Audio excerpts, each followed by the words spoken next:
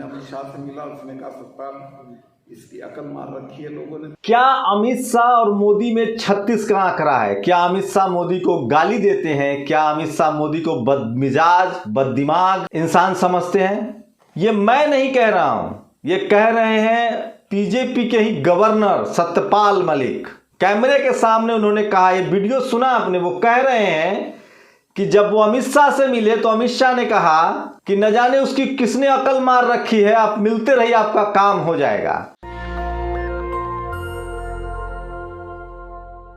नमस्कार, मैं शंभू कुमार सिंह और आप देख रहे हैं नेशनल दस्तक।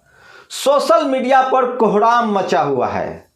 साफ हो गया है कि इस देश ने एक ऐसे प्रधानमंत्री को चुन लिया है जिसका ईगो घमंड सबसे आगे है, जो अपने गृह मंत्री की भी नहीं सुनता है, जो अपनी कैबिनेट की भी नहीं सुनता है। पता नहीं लोगों को कि वो किनकी सुनता है। तो क्या ये सच है जो राकेश टिकैत आरोप लगा रहे थे कि प्रधानमंत्री दबाव में है अंबानी और अडानी का? सोशल मीडिया पर लिख रहे हैं लोग कि 4 ही लोग देश चला रहे हैं, जिसमें 2 लोग देश बेच रहे हैं और 2 लोग देश खरीद रहे हैं। एक अंबानी है, एक अडानी है जो देश को खरीद रहा है, एक मोदी है और एक अमित शाह है जो देश को बेच रहा है। लेकिन अब सत्यपाल मलिक की माने अमित शाह इस खेल में शामिल नहीं थे। बात हो रही है किसान आंदोलन की।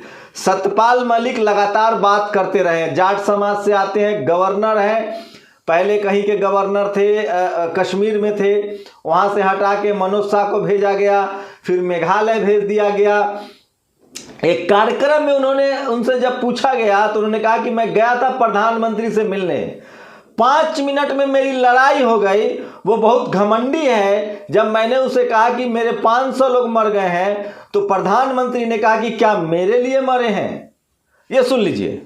जब मैंने उन्हें कहा हमारे 500 लोग मर गए, तुम तो कुतिया मरती है तो चिट्ठी भेजते हो, तो उसने कहा मेरे लिए मरे। तो सुना आपने, इससे क्या साबित होता है? उसके बाद प्रधानमंत्री ने कहा कि आप अमित शाह से मिल लीजिए, तो सत्यपाल मलिक अमित शाह से मिलने गए। उसके बाद अमित शाह ने क्या कहा सत्यपाल मलिक को, ये सुनिए। तो मैं अमित शाह से मिला, उसने कहा सत्यपाल इसकी अकल मार रखी है लोगों ने, तुम बेफिक्र रहो, मिलते रहो, ये किसी ना किसी दिन समझ में आ जाए।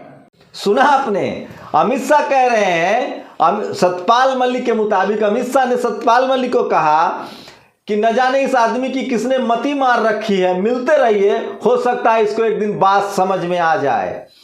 तो जो लॉकडाउन के दौरान खबरें आ रही थी, मैं फिर कह रहा हूं, अमित शाह ज्यादा पढ़ा लिखा, ज्यादा डेमोक्रेटिक है, तो क्या ये देश डिक्टेटरशिप की तरफ है? ये सच सामने आ रहा है कि क्या रविशंकर प्रसाद और प्रकाश जावड़ेकर की इसलिए छुट्टी कर दी गई थी क्योंकि वो प्रधानमंत्री से असहमत थे और इन लोगों के मोबाइल में पेगासस लगाया गया था और वो प्रधानमंत्री के बारे में बात करते थे कि ये अनडेमोक्रेटिक इंसान है?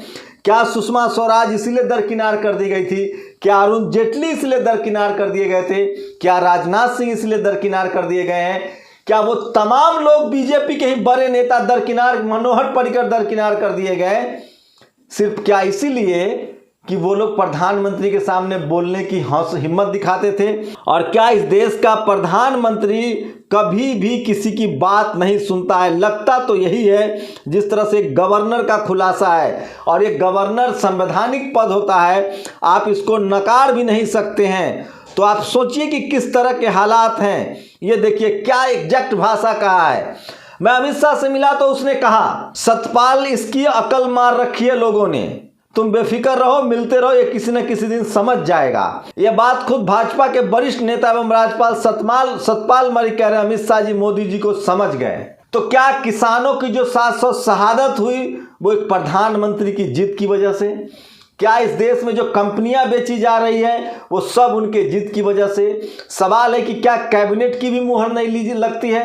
क्या कैबिनेट की कोई बात नहीं होती है? डेमोक्रेटिक सिस्टम में संवैधानिक तरीका है कि प्रधानमंत्री कोई भी फैसला कैबिनेट के सहमति से ही ले सकते हैं।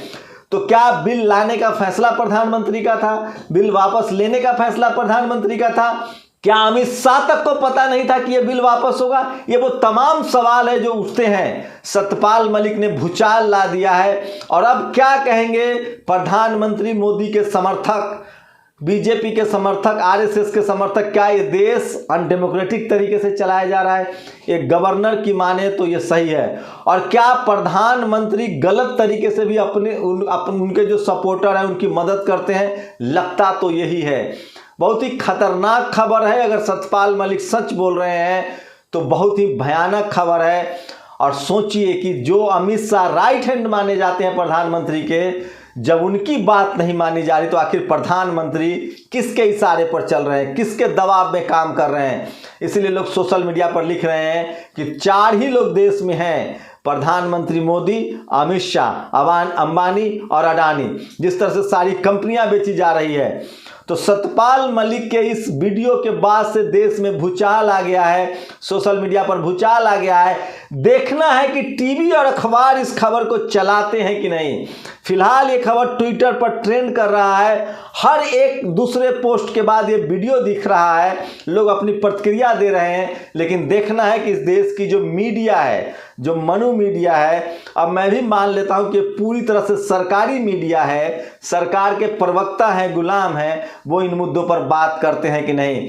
लेकिन सतपाल मलिक ने अमित शाह और मोदी के रिश्तों की भी पोल खोल दी है, प्रधानमंत्री के सोचने की पोल खोल दी है। और क्या हमारे देश में एक डिक्टेटर प्रधानमंत्रीशिप है जो अपनी कैबिनेट के बातों को भी नहीं मानता है? जिस तरह से गृह मंत्री का ये जो बयान है, अगर सतपाल मलिक सही कह रहे हैं, सच बोल रहे हैं, तो बहुत ही खतरनाक है। तो सोचिए कि प्रधानमंत्री और गृह मंत्री में कितना 36 का आंकड़ा है। तो सवाल उठता है कि इससे पहले क्या गोपीनाथ मुंडे हो, अरुण जेटली हो, या सुषमा स्वराज हो, जावड़ेकर हो, रविशंकर प्रसाद हो, इन सब की छुट्टी क्या इसलिए कर दी गई थी? इन सबको हाशिए पर कई लोगों को इसलिए डाल दिया गया। क्या राजनाथ सिंह इसलिए हाशिए पर हैं क्योंकि प्रधानमंत्री से उनकी बनती नहीं है? सतपाल मलिक ने यहाँ तक कहा है कि प्रधानमंत्री बहुत घमंडी है। और जब मैंने कहा कि 500 लोग मर गए हैं, तो उनका बयान था कि क्या मेरे लिए मरे हैं? तो क्या प्रधानमंत्री चाहते हैं कि ये देश उनके लिए मर जाए, आम लोग उनके लिए मर जाए, तभी वो खुश होंगे? आप लोग को क्या लगता है? आपकी क्या प्रतिक्रिया? क्या इस देश में कैबिनेट की भी बातें नहीं मानी जा रही है और प्रधानमंत्री सारे फैसले किसी दबाव में ले रहे हैं? अमित शाह कह रहे हैं कि उसकी किसी ने अकल मार रखी है। मतलब क्या प्रधानमंत्री किसी के दबाव में है? आप लोग की क्या प्रतिक्रिया? अपनी प्रतिक्रिया जरूर दीजिए। शुक्रिया। नेशनल दस्तक की आपसे गुजारिश है कि अगर इसको बचाना चाहते हैं तो नेशनल दस्तक को सब्सक्राइब करने के लिए रेड कलर के सब्सक्राइब बटन को दबाएं, फिर बेल आइकन की घंटी दबाएं। नेशनल दस्तक को बचाने के लिए बहुत जरूरी है कि हर खबर को शेयर करें, लाइक करें, कमेंट जरूर करें।